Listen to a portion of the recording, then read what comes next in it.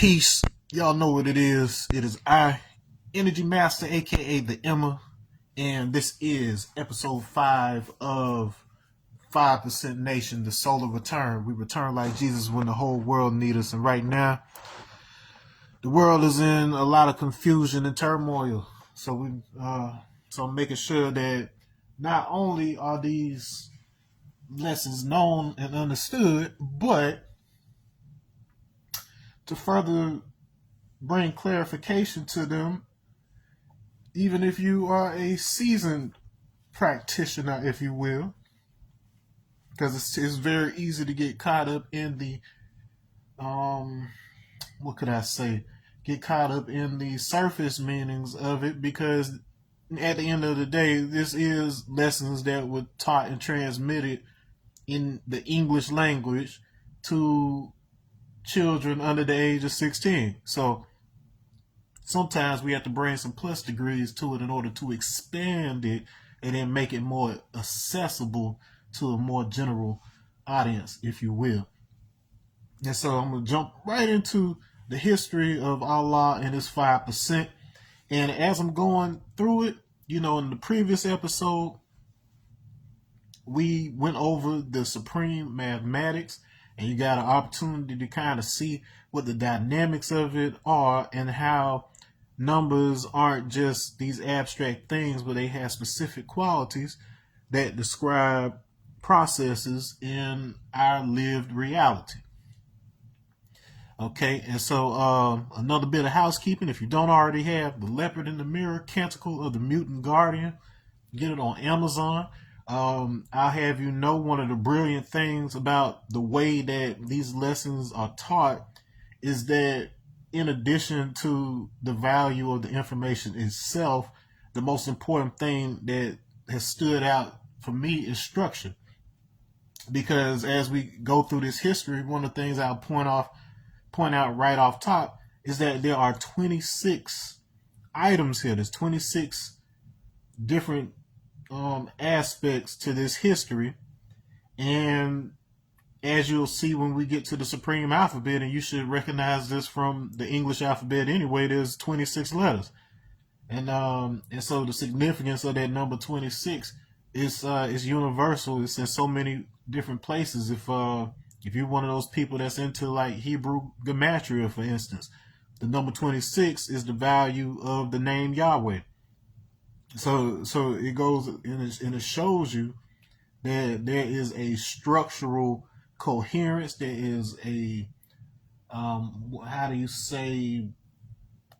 consistent framework related to mathematics. There's a consistent resonance with certain numbers and forms and things of that nature. And this specific educational framework presented by the 5% Nation gives you structure. It's the exact structure that I use in order to make my book, The Leopard in the Mirror, Canticle of the Mutant Guardian. Because as you'll see later on in the lessons, we talk about how the original man, he writes his history in advance.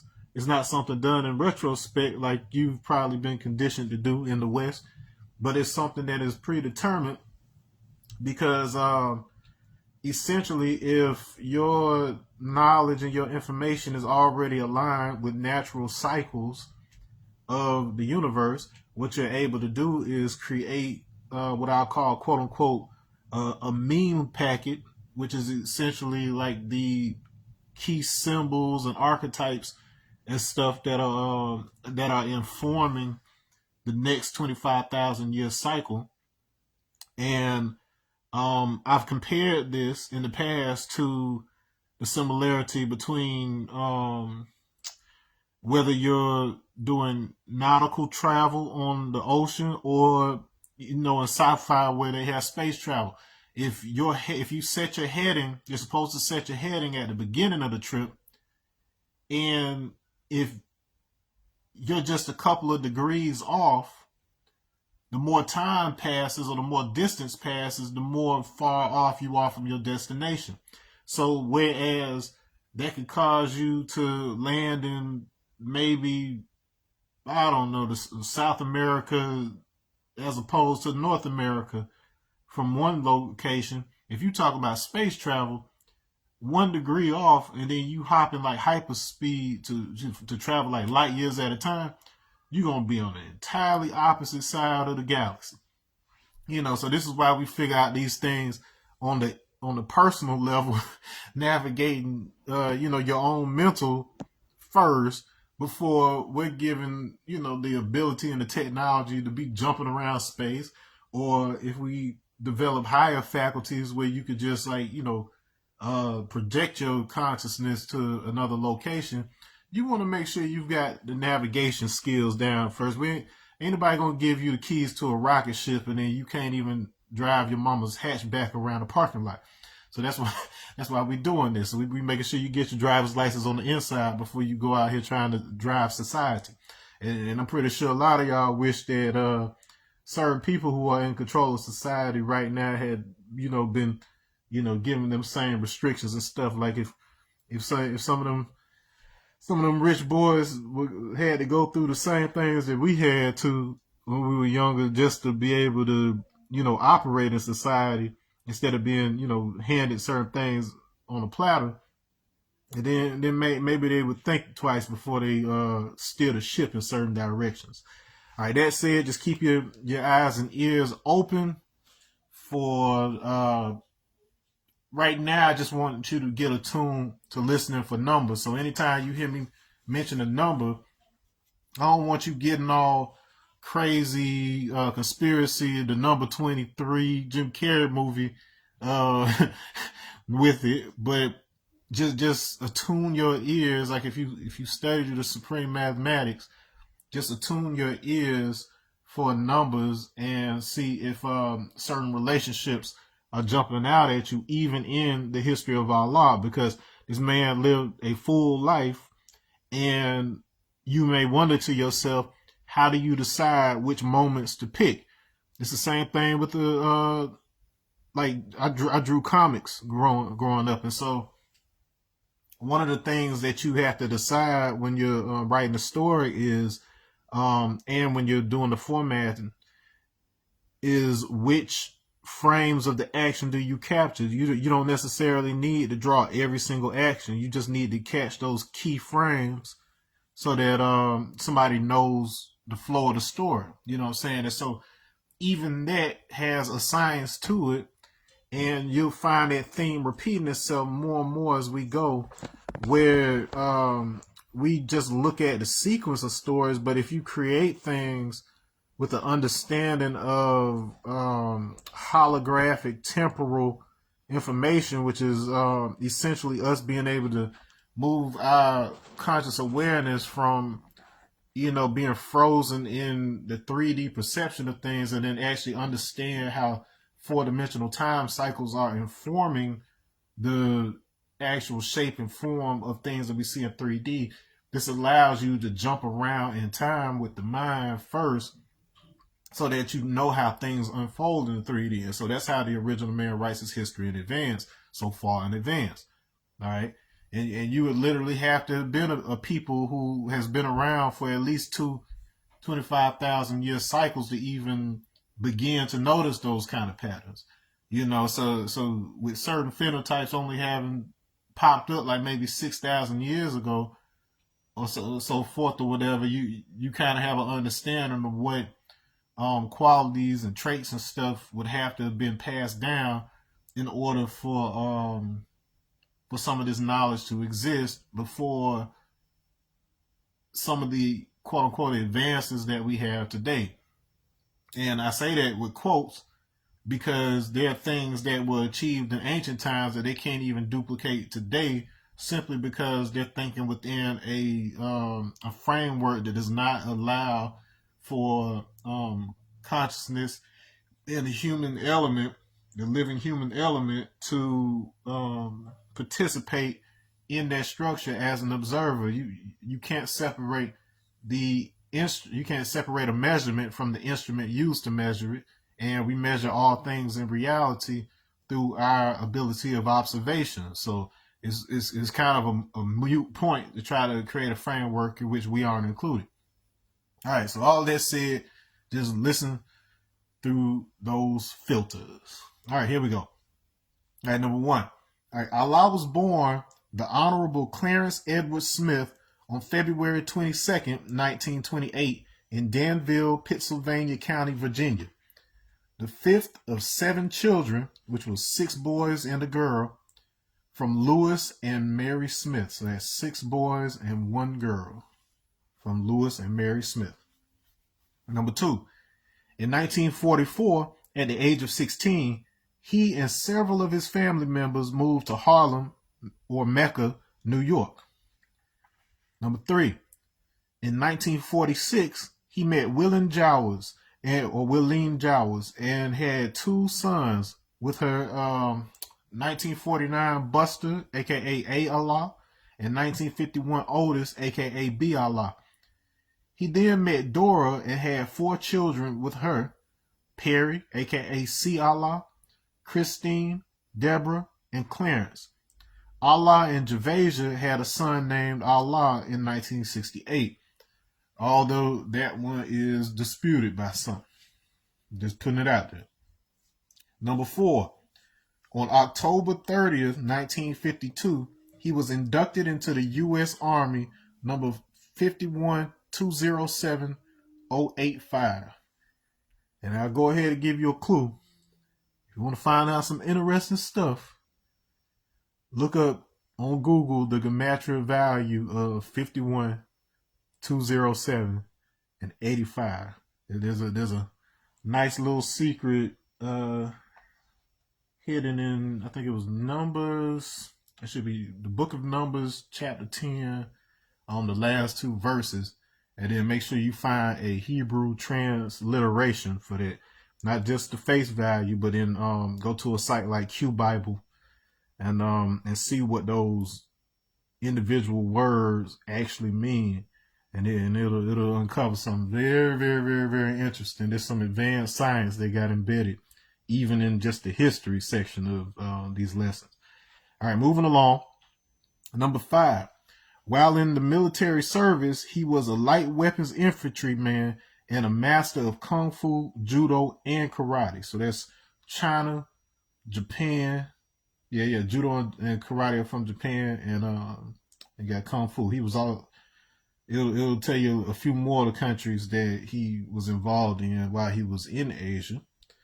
Number 6, on August 21st, 1954, he returned to the States after having had foreign service in Japan and Korea. He was awarded the Korean Service Medal with 1 Bronze Service Star, the Combat Infantryman's Badge, the Presidential Unit Citation, the United Nations and National Defense Service Medals, also a Medal of Bravery for saving the lives of men belonging to his squad. From August 22nd, 1954 to September 30th, 1960, he remained on Army Reserve status, at which time he was honorably discharged. All right, number 7. His wife Dora became a Muslim and entered the Nation of Islam under the leadership of the Honorable Elijah Muhammad. In 1960, he entered Temple number 7 of the Nation of Islam, located on West 116th Street, New York, New York. While in the Nation of Islam as a student, his contributions and honorable behavior earned him the trust of his associates, allowing him to become a member of the Fruit of Islam as Brother Clarence 13X. And a little fun fact, you know the tribe of Ephraim, and in the Bible, Ephraim means fruit, so the fruit of God, or whatever. So just keep that in mind when you hear the term Fruit of Islam. Just something to put out there. All right. Number 8. In March of 1963, after 3.5 years, he left the Nation of Islam to take the knowledge that he had learned to the youth. The 2 companions and co-founders of the 5% Nation are John 37X, aka Abu Shahid, and James Howell, aka Free Cypher Akbar, aka Old Man Justice C. Number 9. The 3 elders of the 5% Nation are Abu Shahid, Free Cypher Akbar, aka Old Man Justice C, and Habakkuk, now known as Imam Rafiq Rasul. Number 10. In the latter part of 1963, He and his two companions could be seen walking the streets of Harlem, teaching the youth the knowledge of self, the devil, and the reality of God, or Allah. Number 11. In 1964, he began to establish the foundation for the implementation of his determined idea. On October 7th of this same year, he formulated the body of the 5% Nation. Number 12. The first 9 born of Mecca, and you should recognize this if you were here for the 23 scientists. The first 9 born of Mecca or Harlem are Kareem, aka Black Messiah, Al-Salam, Al-Jabbar, aka Prince Allah, Uhuru, Naheem, aka Bishnu, Akbar, Bilal, aka Jihad, or ABG7, Al-Jamil, and Kahim. The firstborns of Medina are Jaki, Universal Shamgad, Sahim, Shasha, Ralik, Yehusoleki, Bali, Ali, Hashim, Walik, aka Knowledge God. It's my tree right there. Akim, Bahim, Ahmad, and Talik, who came late. Remember that. All right, number 13. The first sisters, or moons, as they were called then, were Sister Carmina, Omala, Makiba, Nahima, Demina, Amnia, El Letitia, Yoke, Salima, Mecca, Gevasia, and Karima. And so these were the moons. These were the first females to join the movement. All right. So in addition to 23 scientists and one that came late for a total of 24, we got the 13 moons for a total of 37 right there. 37 is a magic number if you've seen my previous bills. But even without the one that came late, hold on, am I in there right? Hold on. Sorry about it. Oh yeah, I'm on point. Without the 24th, you got 36. All right, which is also an important number. Number 14, December 9th, 1964. The first attempt was made to assassinate Allah by a Negro named Carlos, who shot him with a high-powered rifle while he was in a basement on 127th Street in Harlem. 15.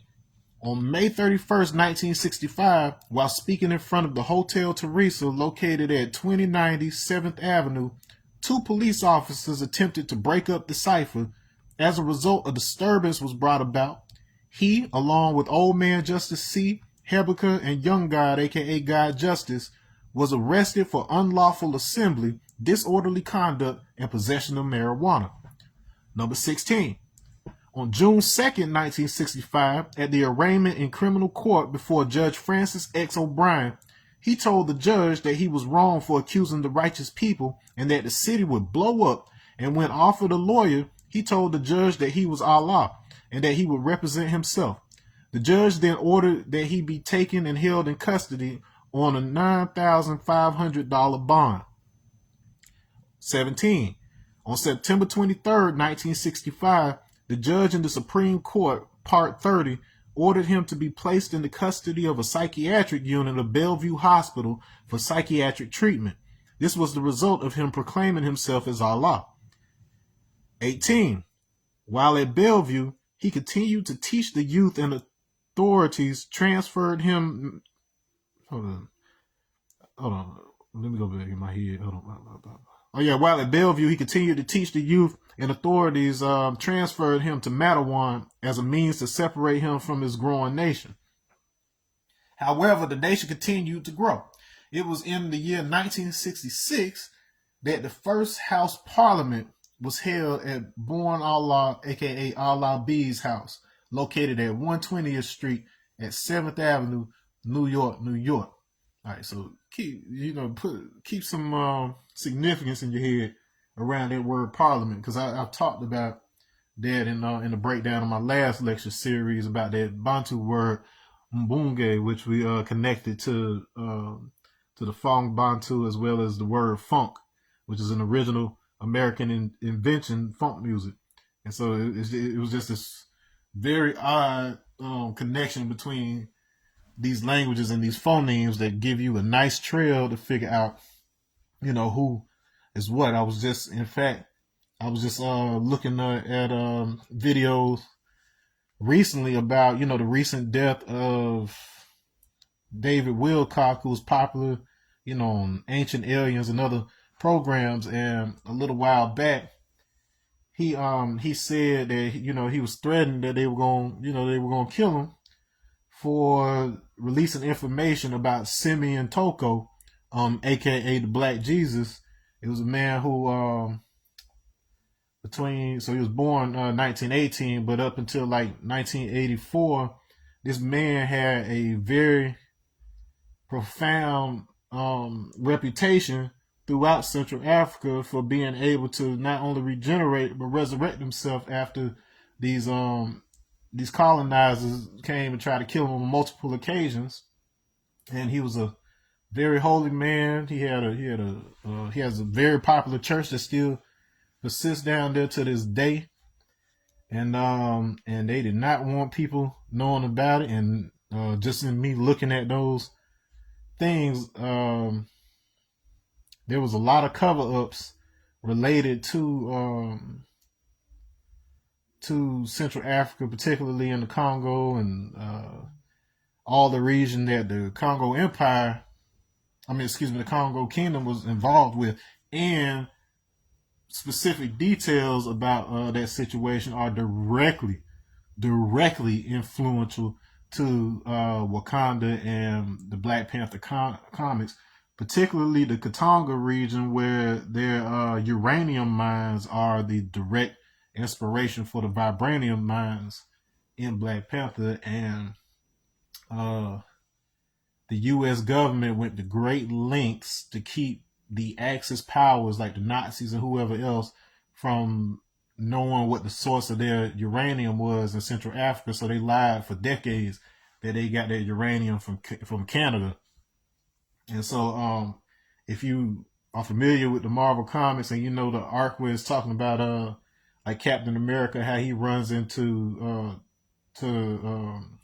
what's the father's name? T'Chaka, the father of the original Black Panther, how he runs into him back during World War II, attempting to warn them about Nazis and whatever else. Like that whole arc, them folks knew this stuff. They knew this stuff. And once I'm done with the rest of the history here, I want you to also jump on Wikipedia and then look at the fictional biography of the Falcon. So Sam Wilson, they changed his backstory after a little while, but then I want you to look at his story, like when he was a social worker and blah, blah, blah, when he was first created, and you'll see that there's a lot of parallels between that description and this history of our law that I'm talking about right now. It's crazy. So Marvel been trying to give you all the juice. All right, so moving on. Number 19. So on March 24th, 1967, he was released from custody. Number 20. On March 25th, 1967, just a day later, he made his first public appearance to the nation in front of the Glamour Inn on 7th Avenue. Number 21. On April 30th, 1967, our first Universal Parliament was held at Mount Morris Park, aka Marcus Garvey Park. Number 22. On July 1st, 1967, he opened our first street academy with the assistance of Mayor John Lindsay and the Urban League, located at 2122 7th Avenue, New York, New York, 10027. I just had my first opportunity to visit there a few years back, like I think it was 2021 or 2022. But I live way down here in the South, so I don't get a lot of chances to get up to New York, but I've actually been more times than a lot of people I know. So that's what's up. Number 23. In 1967, the universal flag was presented by Universal Shamgad Allah and ordained as our nation's flag. 24. In 1968, The Enlightener was composed by Dihu, aka Knowledge God, and Amar Education Allah, and was ordained by Allah as the official anthem of our nation. 25. In 1968, he received public commendation from Mayor Lindsay and many other community officials for the outstanding job in which he was doing in providing motivating, educating, and vocational training for the growth and development of the youth, as well as public and media praises for his unselfish community participation in the maintaining of peace and order after Dr. Martin Luther King Jr. was assassinated. 26. On June 13th, 1969, at approximately 4:15 a.m., he was assassinated after being shot 7 times by 2 or more assailants in the building of his wife Dora, located at 21 West 112th Street, New York, New York. Many thought that the teaching of Almighty Allah and his sons was going to end. Look at how wrong they were, for the simple fact you're listening and learning about the 13th man today. Allah lives through his righteous sons. As long as you keep teaching, Allah will never die. As long as you keep teaching, Allah will never die. Peace. All right. So that's the history. You can run back through that. You can listen for patterns and all that good stuff if you want to, but the importance of it essentially lies in the concept of an oral tradition.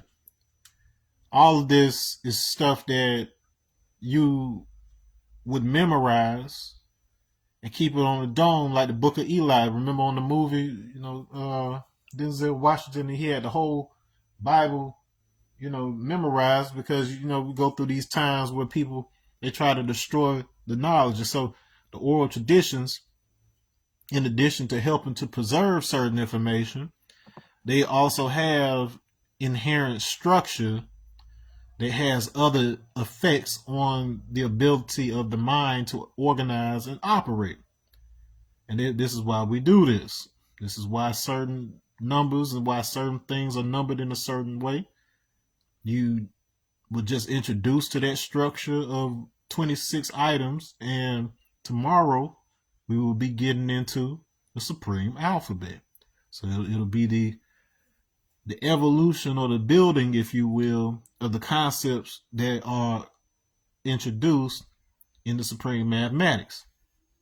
Once you have the supreme mathematics and the supreme alphabet, you are geared up to be able to engage with the 120 lessons through fresh ears. Because if I give you the 120 lessons and you only understand it on face value, it's going to sound like a story that, some of it sounds opinionated. Some of it sounds like something that you wanted to yourself, was show and prove. Like how you even know that, and so on and so forth.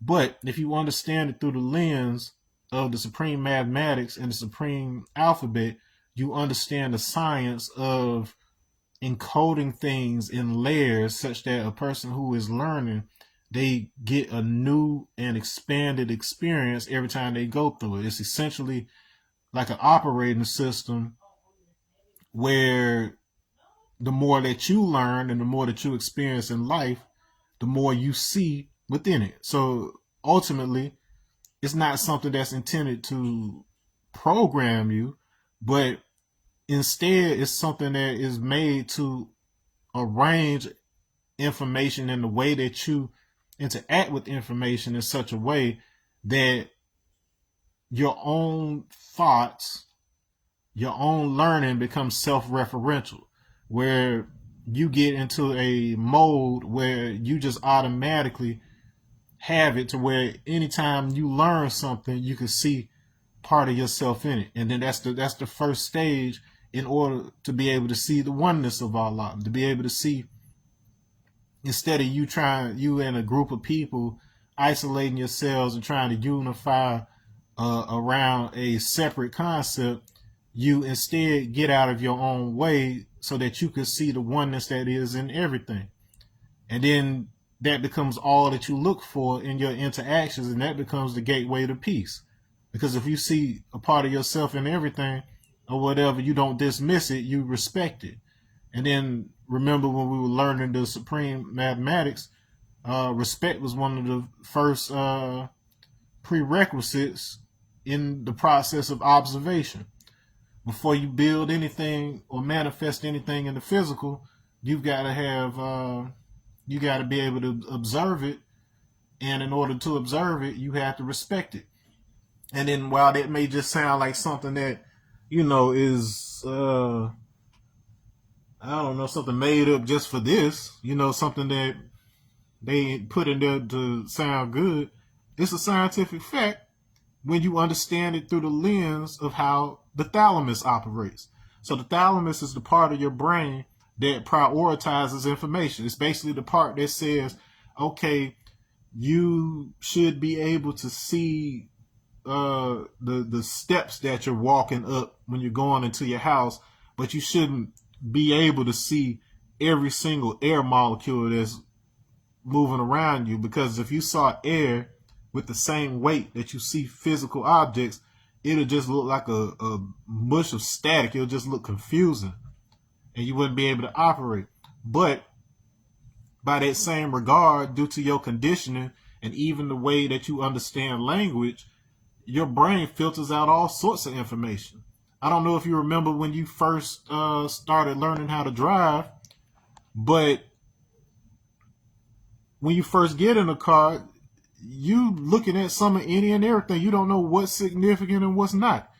Once you've been driving a long time, you basically just focused on the center line a little bit to make sure you don't run off of it. You ain't all trying to look back unless you're trying to get over and not get clipped or something. But for the most part, you know which things that you need to focus on and which ones that you don't.